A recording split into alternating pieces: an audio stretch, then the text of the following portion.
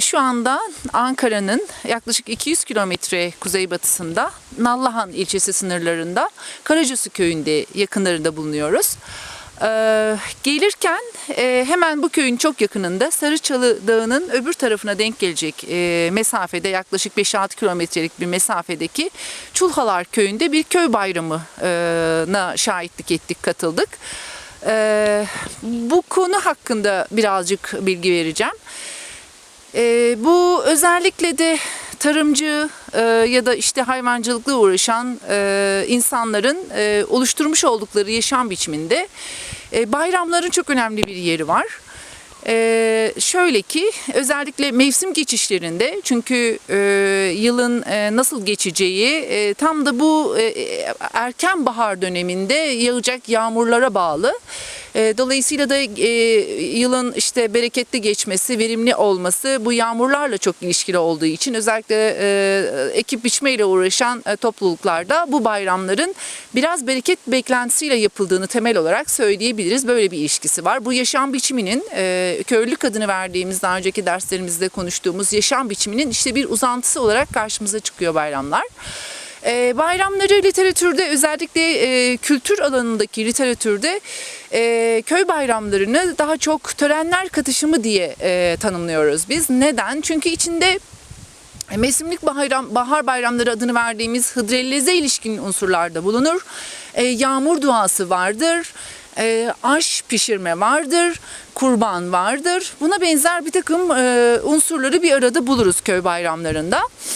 Bu bayramda da nitekim bunu gözlemledik. Tabii bugünkü haliyle değişen şartlar, yaşam koşulları ve kültürel değişimin de etkisiyle sadece insanlara sorduğumuzda işte birlik beraberlik, işte birlikte bir araya köyü ziyaret etmek için bir fırsat, bir araya gelmek için bir fırsat, işte eşi dostu görüyoruz diye anlatıyorlar ama geçmişte baktığımızda bir kere adak görüyoruz. Bugün de adak kurbanlarını duyduk, örneğin insanlar anlattılar. Bir takım beklentilerle adanmış kurbanlar bu bayram esnasında kesiliyor. Bunun dışında hani eğer başka bayramlarda, başka köylerde şunları da görüyoruz. Köylü para topluyor, bir kurban alıyor ve kurban ediyor.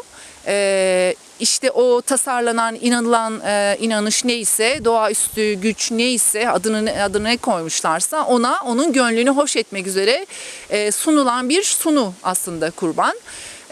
Burada da bunu görüyoruz ve arkasından kurbanın etiyle beraber pişirilmiş pilavı görüyoruz. Pilav taneli bakliyat ya da işte taneli zirai ürünlerle pişirilen bir yiyecek.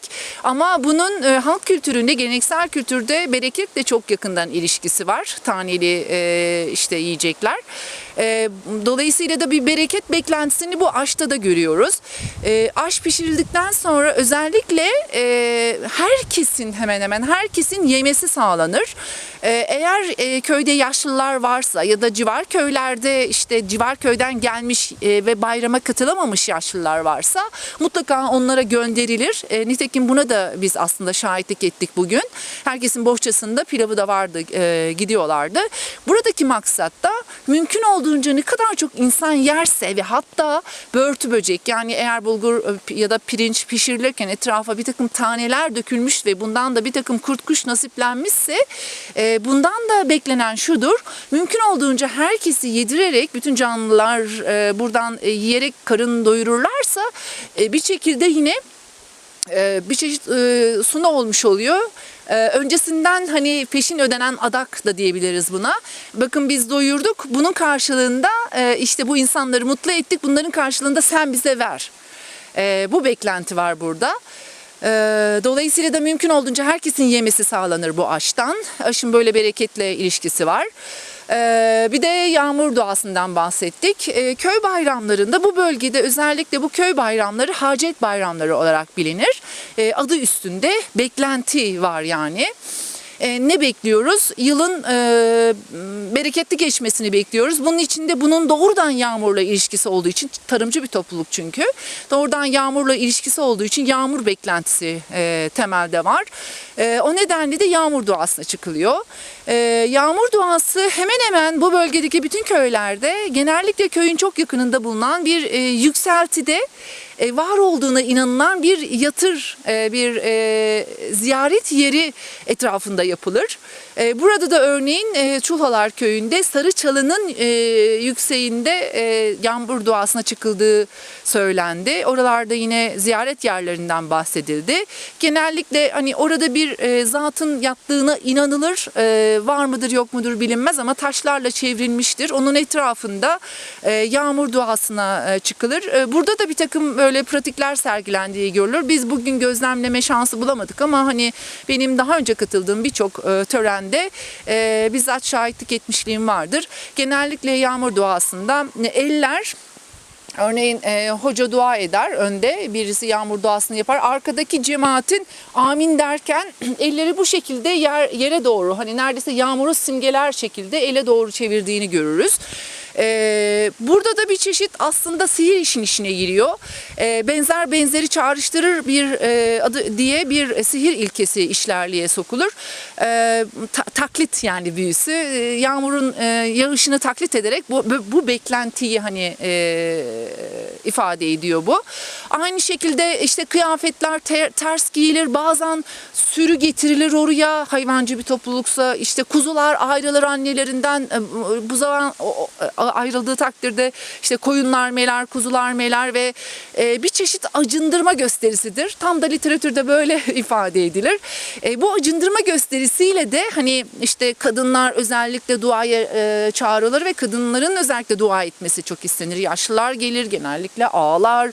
Bir çeşit bir hakikaten acındırma gösterisi diye yorumlanır. Bu literatürde de böyle geçer. Çünkü yani eğer bu yağmur olmazsa bu kıtlık olacak ve biz aç kalacağız ve işte hani hayatımız tehlikeye girecek gösterisi bir çeşit sergileniyor. Dolayısıyla da bayramları böyle okumak lazım. Yani bu bölgede şu anda bir orman köyünde bulunuyoruz biz. Orman ekosistemi içerisine uyarlanmış bir yaşam biçiminde küçük çaplı, küçük ölçekli tarımsal faaliyet sürdürülüyor. Genellikle küçük işte diyelim ki 5-10 dönümlük bir arazide işte ekin ekiliyor. Küçük çaplı bir sebze yetiştiriliyor. Bir tane ineği, bir sürüsü oluyor. Bu bölgede otlatmaya dayalı hayvancılık var. Davar besiciliği, malcılık var.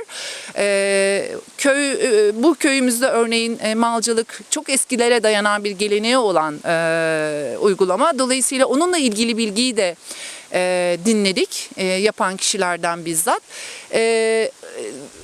Dolayısıyla da bu yaşam biçiminin bir bileşeni olarak bayramlar çok önemli bir yerde duruyor. Mutlaka uygulanır. Biçim değiştirmiş ya da bir takım hani o kökenine ilişkin amaçlar unutulmuş olsa bile halen yapılmaya devam edildiğini görürüz. Buna benzer bir şekilde birazcık da oyunlardan bahsedebiliriz. Özellikle köylülük adını verdiğim yaşam biçiminde en önemli eğlence unsurları bayramlar ve düğünlerdir. Bu geleneksel kesimdeki eğlencenin çok önemli bir unsuru ortaklaşmacı niteliğidir. Birlikte yapılır. Hani masrafları karşılanır birlikte ama birlikte eğlenilir.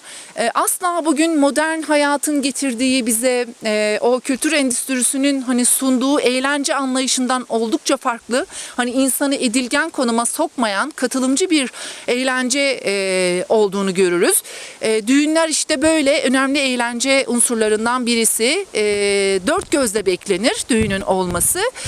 Çünkü bütün herkes hani yiyeceğin hazırlanmasından, düğün yemeğinin hazırlanmasından, keşkeğin dövülmesinden, düğün evinin odunun getirilmesine kadar katılır ama aynı zamanda eğlenir. Yer, içer, oynar ve birkaç gün sürer. Çoğu zaman her yani önemli gecelerde işte bir kına gecesinde örneğin güreşler tutulur işte ya da seyirlik oyunlar adını verdiğimiz oyunlar sergilenir ya da diğer köylü dansları sergilenir. Unutmadan söyleyeyim, güreşten bahsettim. Bayramlarda da örneğin bayramlar da bu eğlence unsurlarından birisi günümüzde. eğlence unsuru öne çıkıyor artık günümüzde özellikle. İşte bayramlarda da nitekim Çulhalar Köyü'nün eskiden yapılan şeklinde kayanın üstünde, Sarıçalı Dağı'nın üstünde yapılan bayramda güreş tutulduğu söylendi. Çok önemli bir eğlence unsuru. Düğünlerde de güreş tutulduğu olurmuş. Ama onun dışında ne var, ne çıkıyor karşımıza? Seyirlik oyun. Bugün yine Çulhalar Köyü'nde bunu dinledik. Deve oyunu yaptıklarını söylüyorlar. Literatürde bu tür oyunlara işte köy seyirlik oyunları adını veriyoruz ya da köylü tiyatrosu adını veriyoruz. Bir çeşit dramatik bir oyun sergileniyor. Taklide dayalı, daha çok doğanın taklidi olmakla birlikte bunun geçmişte yine hani bir takım ritüeller, ritüel amaçları da var. Örneğin hayvancı topluluklarda bugün biz Çulhalar Köyü'nde dinleyemedik ama bazı yörelerimizde işte koyunun işte tekenin katıldığı bir dönem var. Kuzuların olmasını bahara denk getirmek üzere teke güz döneminde belli bir mevsimde salınıyor. Tekenin salınmasından itibaren sayılır, diyelim ki 100. günü koyunun yüzü adı verilir ve bir çeşit bayramdır bu hayvancı topluluklarda. İşte buna benzer hayvancı toplulukların bayramlarında saya gezmesi, koyunun yüzü vesaire gibi buralarda yine bereket, bolluk bereket beklentisiyle seyirlik oyunların sergilendiğini görüyoruz. Seyirlik oyunların evet böyle amaçları da vardı. Ama günümüzde bu yörelerde daha çok eğlence unsurunun öne çıktığını görüyoruz. Doğanın taklidi ya da günlük hayatın taklidi niteliğinde oyunlar var. Nitekim dinledik bugün bir teyze bize böyle bir şeyi büyüklerinden duyduğunu söyledi. Sınır taşı oyunu. Burada küçük ölçekli tarım yapıldığından bahsettim. Tarlalar çok küçük. Dolayısıyla da toprak çok kıymetli. Hani bir karış toprağın çok kıymeti var. O yüzden de sınırdan bir karış toprağın öbür tarafa ya da beri tarafa gitmiş olması büyük bir mesele. O nedenle de bunun hani stresi var toplumda ve bu stresi aslında bir çeşit görünür hale getiriyor ya da bir çeşit oyunla, hani oyun bir çeşit sübap görevi görüyor. Ne yapıyor? O stresle toplumun hani baş etmesinin bir aracı haline geliyor. Böyle bir işlevinin de olduğunu söyleyebiliriz. Ya da böyle bir oyun varsa demek ki sınır ne kadar önemli, bunu çıkarsayabiliriz bir dışarıdan bakan araştırmacı olarak bu meseleye. Nitekim sınır taşı oyununda da bir kişiyi sınır taşı yapıyorlar, yatırıyorlar yere. Diyelim ki sınırın öbür tarafındaki insanlar tarla sahipleri olarak duruyor. Ortadaki adamı bir öbür tarafa, bir beri tarafa çekiştirerek aslında ortada kötü bir muameleye maruz bırakıyorlar ama bu kötü muameleye etraftaki insanlara bakarak gülüyor ve hani güldürücü unsuru öne çıkan bir oyun sergilenmiş oluyor. Bir çeşit gülerek bununla işte eğleniyorlar. Buna benzer şekilde deve oyunu yapıldığını öğrendik bugün. O düğünlerde de aynı şekilde oyun çıkarıldığını görüyoruz. Neler yapılıyor? Örneğin burada Arap oyunundan bahsettiler. Arap oyununda iki insanın yüzlerini siyaha boyuyorlar. Boyama var. Kılık kıyafet değiştirme var. Ve yine işte komik unsurlar var ama burada eğer daha detaylı dinlemiş olsaydık bir çeşit şeyi de görecektik. Bir ihtiyar var, bir de gelin var. İhtiyar eski yılı, gelin de işte yeni yılı temsil ediyor. Yeni yıla ilişkin her zaman hani gelin kaçırılır vesaire bir takım şeyler olur ama her seferinde bulunur. Yeni yıl ve yeni umut demek. İnsanlara o umut, hani hayat devam edecek umudu aşılanmış olur böylece. Oyunların böyle işlevlerinin de olduğunu söyleyebiliriz. Şimdilik söyleyeceklerim bu kadar. Şu an bulunduğumuz yerin de birazcık bilgisini vereyim. Aslında burada arkamda belki hissediliyordur. Bir şelale var küçük. Suyu biraz çekilmiş olmakla beraber. Burası Karaçosu'nun yakınlarındaki Ilıca Şelalesi. Bu şelale bahar döneminde tabii ki coşuyor. Suyunun şifalı olduğuna inanılıyor. Dolayısıyla da buraya sürüsü olan insanlar hayvanlarını getirip yıkadığını, uyuz suyu şelalesi diye geçiyor eskiden. Şifalı olduğuna inanılıyor ve hayvanları yıkayarak işte uyuz hastalığı vesaire varsa geçeceğine inanılıyor. Aynı şekilde insanlar da gelip gidiyor. Çünkü bahar döneminde bu işte etrafın yeşillenmesi, suyun böyle şifalı bir tarafının olduğuna inanılıyor. O nedenle de insanlar da gelip bu suyla yıkanıyorlar. Gelecek yıla ilişkin hani bahara giriyoruz ya, dolayısıyla yeni bir yıl, yeni bir dönem, yeni bir tarımsal dönem. O yüzden böyle yeni hissi veriyor. O yıla da sağlıklı girmek gibi bir beklentiyle yapılmış pratikler bunlar. Bunlarla bitirmiş olayım sözlerimi. Teşekkür ediyorum.